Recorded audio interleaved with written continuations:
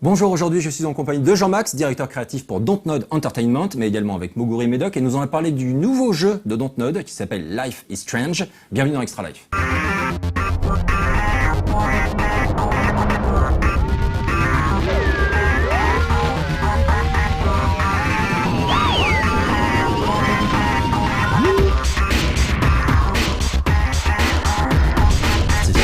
Alors Jean-Max, est-ce que tu peux déjà nous parler un tout petit peu Life is Strange, c'est le deuxième jeu de Dontnod. Donc le premier jeu c'était Remember Me. Donc Remember Me a été édité par Capcom, il est sorti l'année dernière. Et donc du coup, comment ça s'est passé exactement la sortie du jeu et le début du travail sur la prochaine production, donc Life is Strange? Oula, alors t'as combien d'heures devant toi? Il y a eu, ça a été, oui, en gros. En gros, on a commencé à bosser sur Life is Strange, qui était dans une toute petite équipe de conception au sein de Dontnod vers la fin de Remember Me. Donc en avril 2013, le jeu est sorti en juin 2013, on a commencé en avril. Et puis voilà, ça a grossi. C'était une équipe en interne qui était assez indépendante, qui menait ça pendant qu'on finissait Remember Me. Une équipe de combien de personnes? Une équipe au début de 5-6 personnes. Ok, voilà. D'accord. Et puis, Remember Me est sorti, on a continué à bosser sur Life is Strange.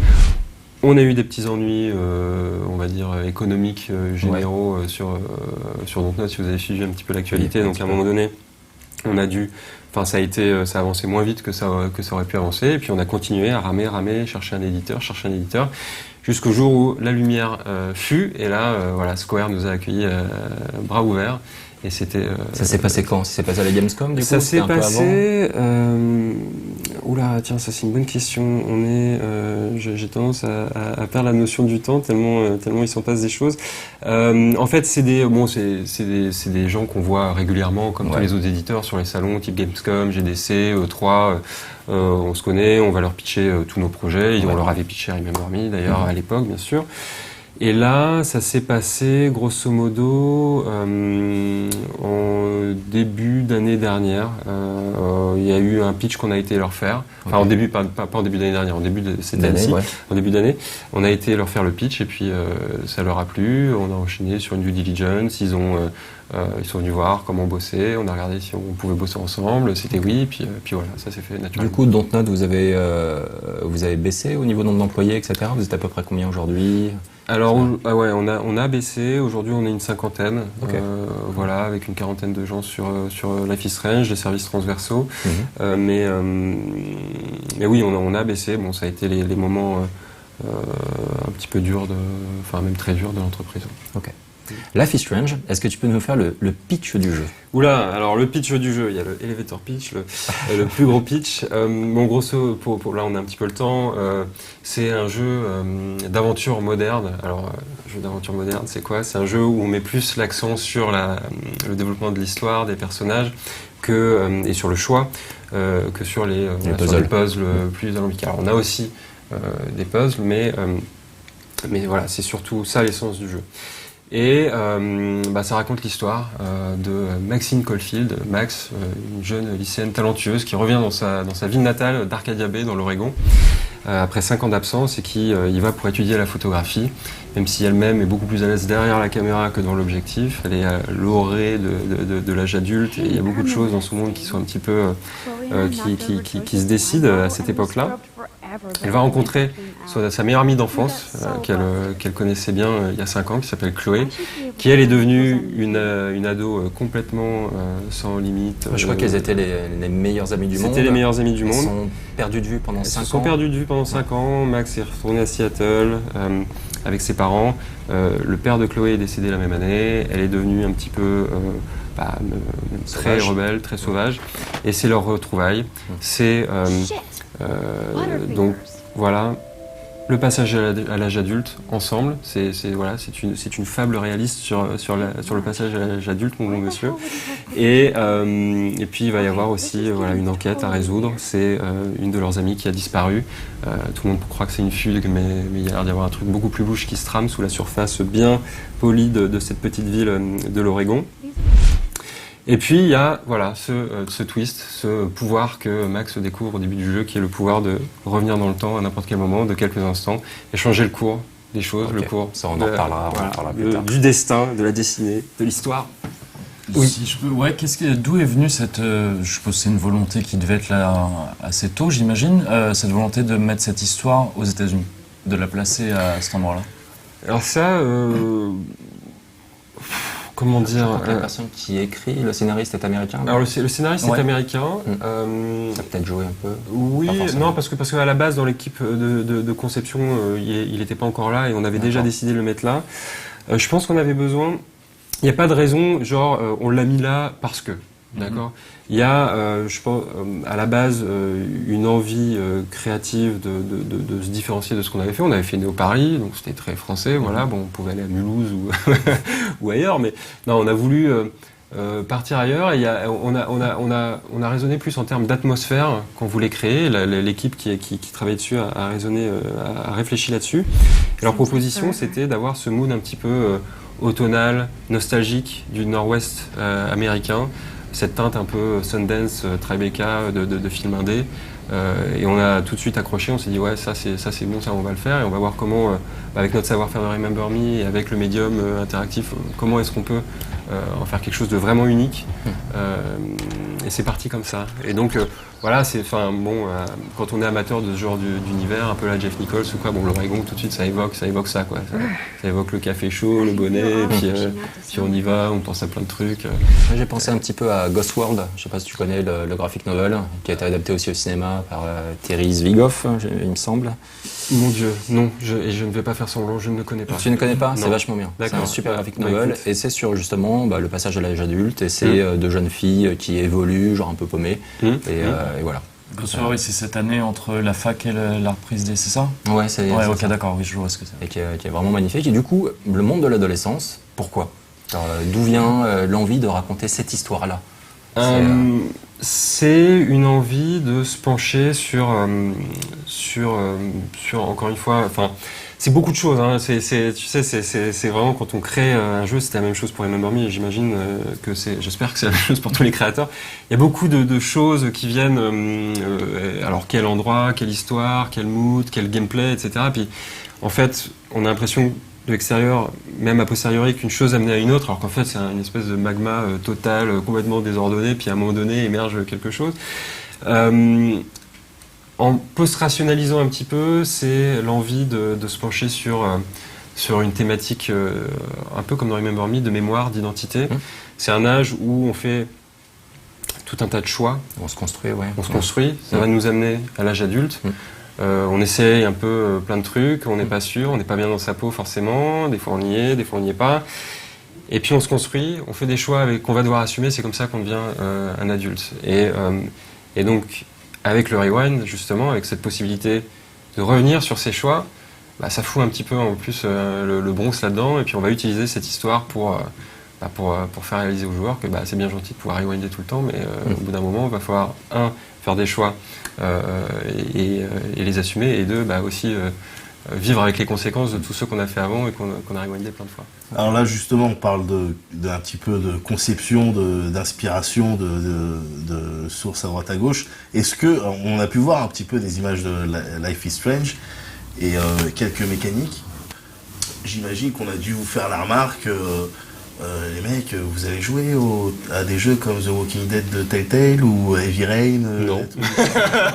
Du tout. J'en profite alors. C'était Tiens, plutôt, c'est bien ça. On va parler de Dynasty Warriors, mais non, mais c'est clair. On est des gros fans de ces jeux-là. Notamment, alors il y a mon rôle, moi, au sein de Dontnod a un petit peu changé. J'étais à la fois directeur créatif et game director sur Remember Me. Maintenant, je suis toujours directeur créatif, mais j'ai deux co-game directors qui gèrent le jeu au jour le jour, qui sont Michel Cor et Raoul Barbet. Michel était directeur artistique sur Remember Me, c'est lui qui a vraiment toute cette patte artistique. Ce mood-là, c'est lui qui l'a amené. Et puis Raoul a, lui, bossé chez Quantic. Auparavant, donc il y a ce savoir-faire-là aussi. Il était dans l'équipe qui gérait tout ce qui était cinématique et Memory Remix sur Remember Me, donc il y a une filiation là aussi. Et puis, évidemment, nos influences sur ce jeu. Alors moi, dans ma position chez Dontnod, ce qui m'intéressait, c'est de pouvoir faire aussi quelque chose de très différent de ce qu'on avait fait avant. J'aime bien, un jeu vidéo, ce que je disais un petit peu plus tôt aujourd'hui, C'est pas comme un film où on se retrouve pendant 6 mois et on fait le truc et après on se sépare. Là, on vit quand même de longues heures en studio ensemble, dans des bureaux, et c'est bien de pouvoir se rafraîchir en testant des nouveaux modes narratifs, le format épisodique, ou bien des nouveaux genres de jeux comme le jeu d'aventure. Et alors je sais plus pourquoi je disais ça. Par contre, Telltale, oui, c'est une de nos grosses influences. Gone Home aussi, même si alors Gone Home est sorti, ça faisait déjà longtemps qu'on avait commencé à bosser sur le jeu. La comparaison. Ouais. Mais c'est une très bonne comparaison. Moi, je l'assume totalement. Mais c'est des envies similaires. Voilà. Après. Mais c'est vrai qu'il y a toute une scène indé justement avec les first person walker. Bon, là, en l'occurrence, le jeu n'est pas à la première personne, ou qui veulent raconter des histoires un peu plus intimes avec des scénarios plus matures, avec des personnages plus adultes, et clairement un malaise peut s'installer dans ce type de jeu. Est-ce que justement cette recherche de déstabiliser un petit peu le joueur, et quelque part le joueur adulte, c'est une des volontés derrière Life is Strange? Est-ce que justement c'est pas une façon aussi avec ce type de jeu, de se couper d'un certain public qui cherche des choses un peu plus immédiates? Donc, ensuite, il y a des contre-exemples. Par exemple, un jeu comme The Last of Us, qui a rencontré un large public, était également un titre très très adulte, avec une vraie narration, avec de vrais dialogues, avec des choses dérangeantes. À la différence des autres exemples que tu as cités, des mécaniques beaucoup plus quand même balisées à la base, même si attention, hein, c'est un très grand jeu. Il n'y a pas de jugement là-dedans. Non, en fait, la façon dont on l'a vu dès le début, ce jeu, alors ça va faire un petit peu buzzword marketing, mais pas du tout. On l'a vu comme un indé AAA. Ça, on avait noté l'expression. Voilà. On a des questions là-dessus à poser. Qu'est-ce qu'un indé AAA? Toutes les questions d'après. Alors, amusez-vous pour trouver le. Un indé AAA, c'est quoi? C'est un jeu où on explore des thématiques, des personnages, des idées, comme tu l'as dit, qui sont plutôt le fait d'une certaine scène qui est la scène indé. C'est un jeu où on essaie de retrouver un peu ce mood, comme je disais tout à l'heure, des films type Sundance ou Tribeca.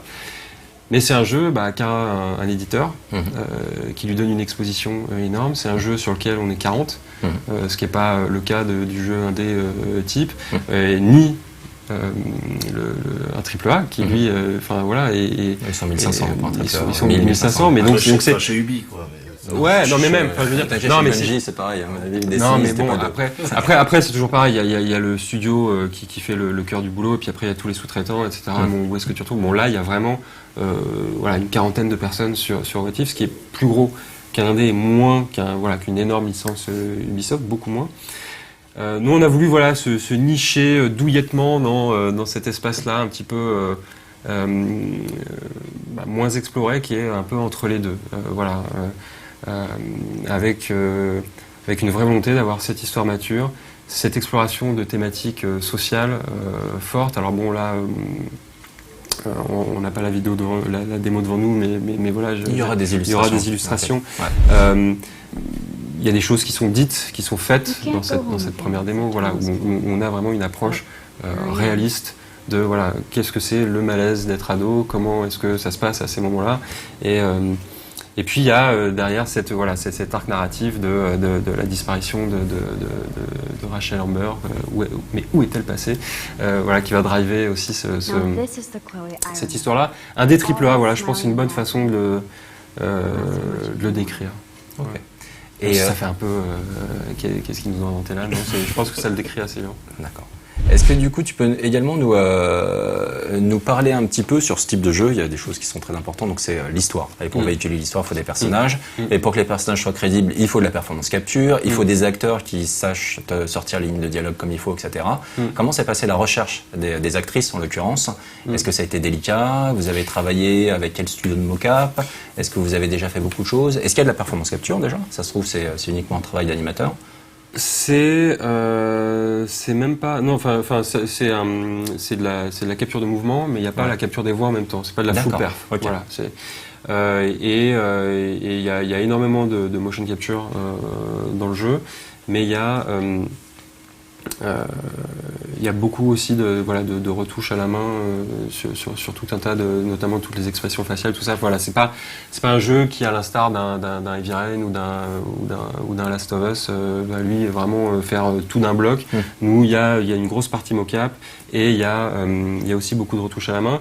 Sur la recherche pour des questions de coût, le fait de ne pas avoir eu recours à la performance capture, c'est-à-dire prendre le mouvement du visage plus la voix en même temps. Oui, des questions de coût, des questions de pipeline, de prod en interne qui sont pas forcément adaptées à ça. C'est tout un ensemble de contraintes, mais de la contrainte aussi naît, tu vois, la façon de bosser. Donc ça me dérange pas. Tu regardes un jeu comme Walking Dead, notamment. C'est un jeu extraordinaire, mais bon, les animes faciales au secours. Techniquement, c'est pas ça. Bon, et pourtant, on s'en tape, quoi. Tu vois, c'est pas ça qui est important. C'est vraiment content, pas content, pas content. Enfin, au bout d'un moment, ça fatigue. Bon. On n'a pas manqué de le dire pour la saison 2, oui, c'est vrai qu'on attend quand même une évolution à ce niveau-là.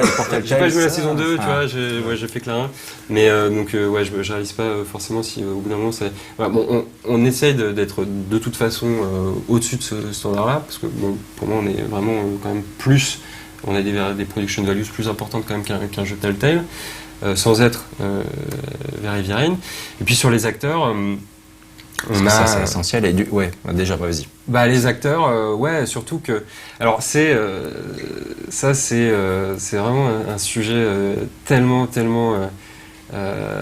vous avez fait un casting. Mais ce que je veux. Oui, est-ce que vous avez été tenté d'aller chercher une actrice connue, un petit peu comme Beyond Two Souls, pour avoir cet apport marketing évident? Oui.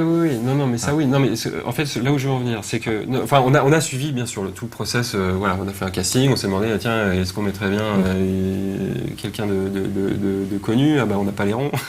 Après, on a dit, est-ce qu'on le fait quand même? Alors. Je peux pas encore en parler tout de suite, mais ce sera dévoilé. Il y a deux personnes un petit peu connues.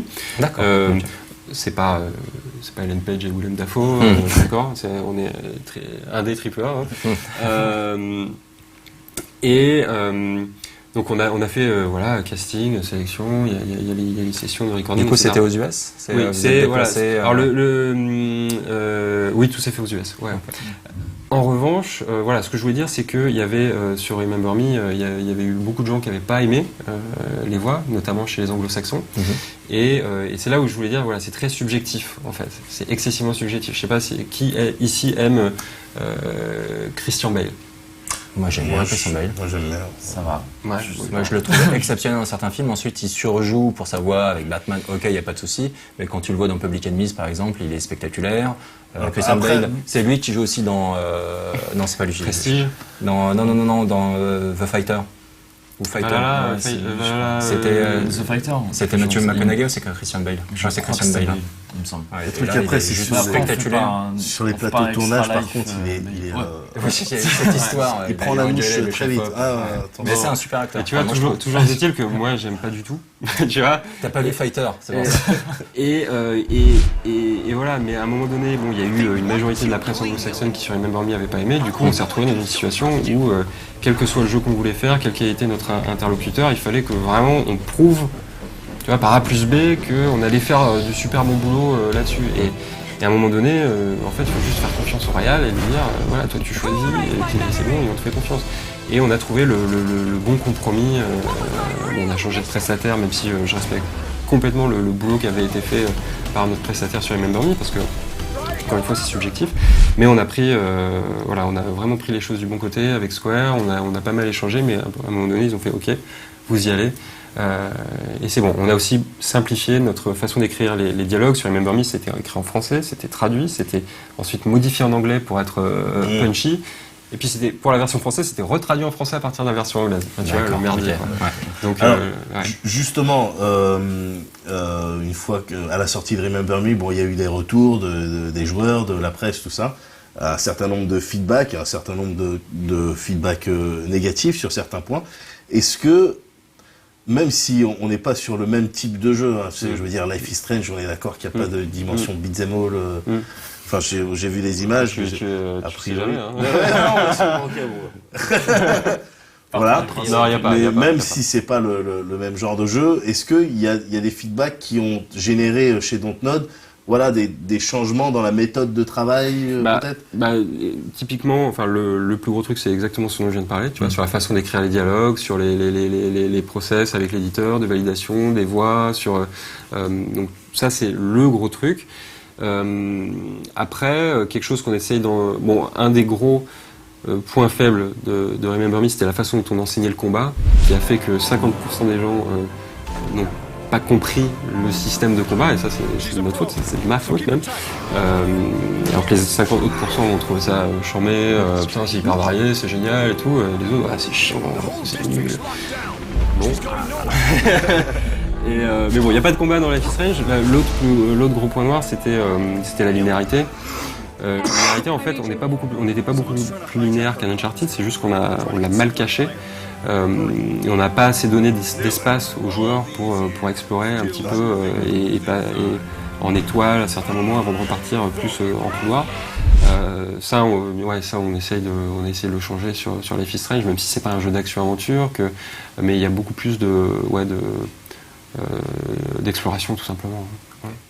Est-ce que maintenant on va aborder donc le point un petit peu le twist comme tu dis, donc le rewind entre guillemets.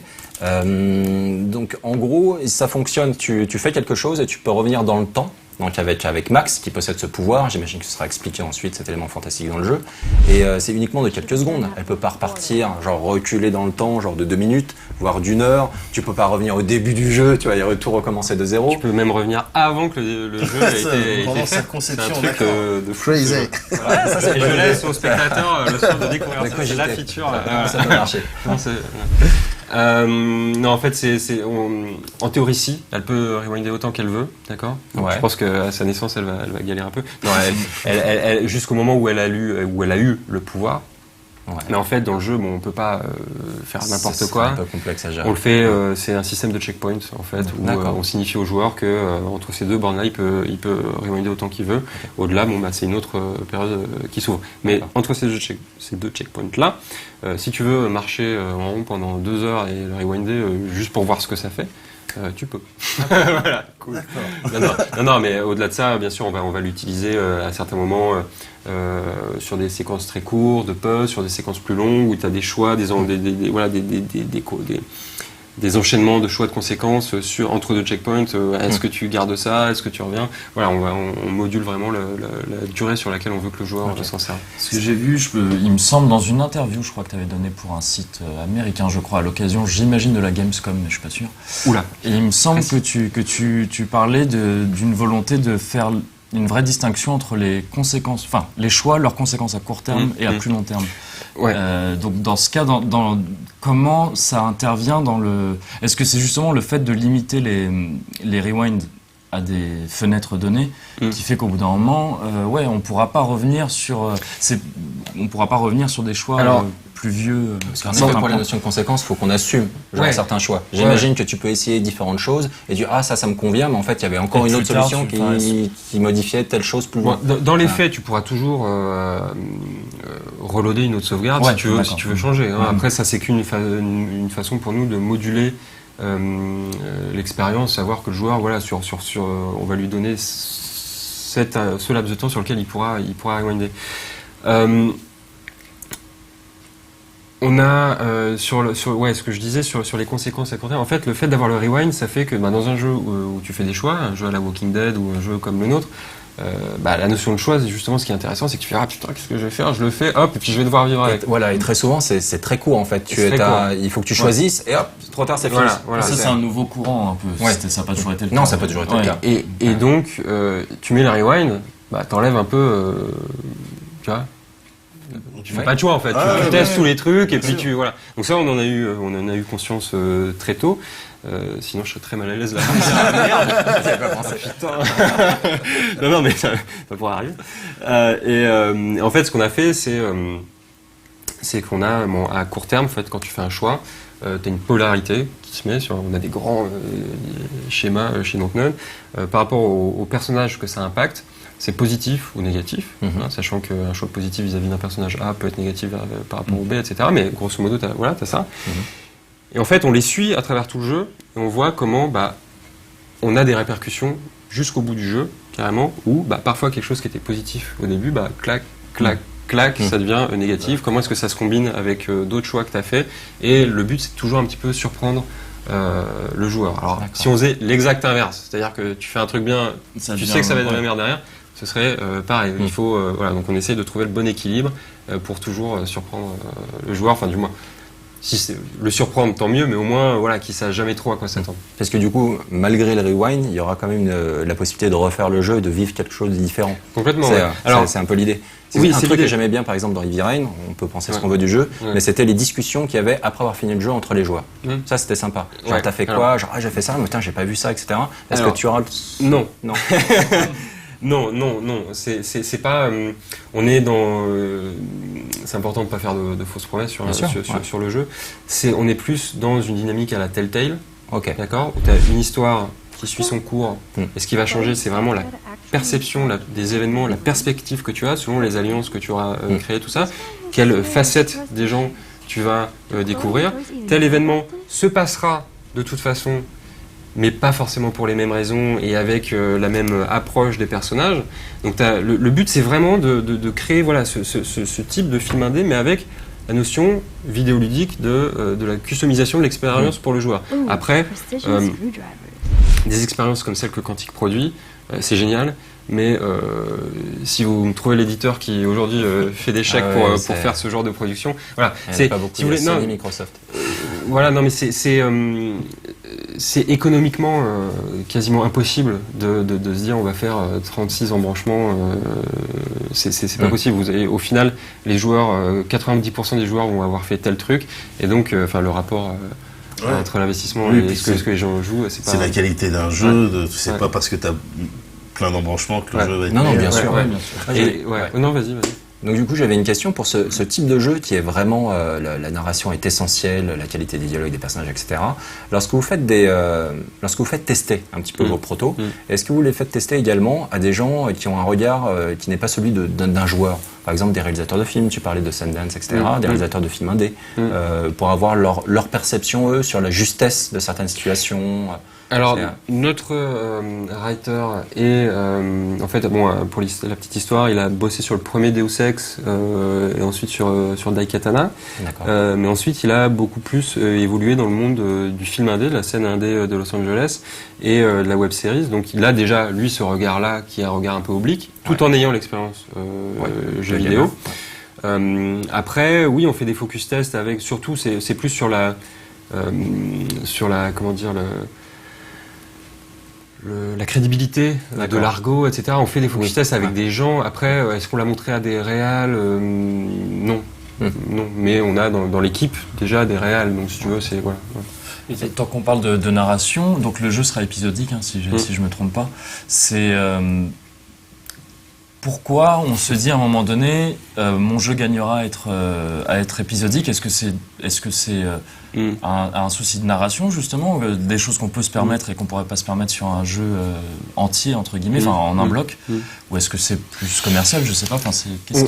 On se dit pas, du moins comment ça s'est passé. Nous, on s'est pas dit ça. C'est simplement que je disais tout à l'heure que c'était rafraîchissant dans une boîte de tester d'autres choses, de passer du jeu d'action-aventure au jeu d'aventure beaucoup plus narratif. Dès le début, il y avait un writer dans l'équipe qui lui écrivait pour la série télé, et on s'est dit tiens, pourquoi pas faire une narration épisodique. C'est juste ça en fait. Et derrière, effectivement, formellement, ça nous permet d'explorer des trucs qu'on n'avait pas fait dans Remember Me, le côté les arcs suivis, les points d'appel sur les personnages d'un épisode à l'autre, les cliffhangers, etc. Voilà, c'est hyper intéressant.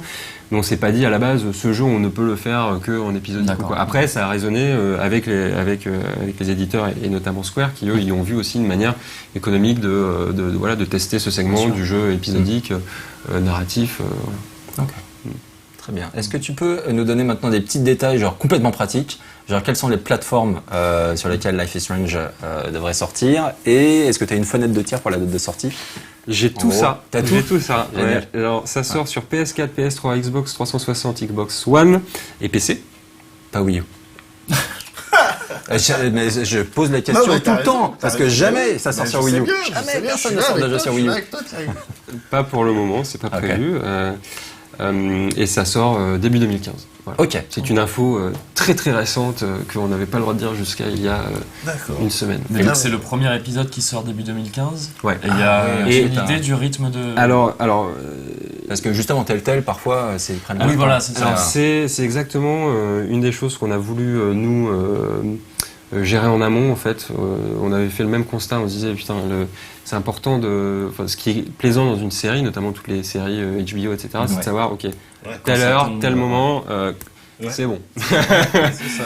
Et effectivement, dans le jeu épisodique, d'une manière générale, tu joues un épisode, t'as aucune idée de quand celui d'après va sortir. Donc, bon, on va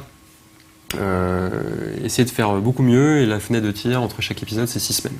Ok. D'accord. C'est Très ce bien. sur quoi Ouais. on a fait le maximum. J'espère que jusqu'au bout, on va le tenir. Ok. En combien d'épisodes donc 5 épisodes. 5 épisodes, ok. Bah, très bien. On t'a posé un peu toutes les questions qu'on pouvait te poser jusqu'à maintenant. Donc maintenant, on a hâte de pouvoir voir un petit peu le jeu, ce que ça donne, l'avoir en main. Ouais. Une petite question rapide sur le moteur. Est-ce que c'est un peu le moteur Alors- de Remember Me ou alors ça a c'est- strictement rien à Ah voir? si, ça a C'est- très à voir. C'est vraiment c'est Unreal 3.5, c'est-à-dire que c'est Unreal 3 vraiment pimpé avec tous nos outils à nous. C'est le moteur de Remember Me et tout ce qu'on avait créé en plugin de plus dessus pour avoir ce rendu déjà très spécial de Remember Me, cette DA très spéciale. C'est à maturité dans Life is Strange. Voilà. Ce jeu aura une DA qui tabasse.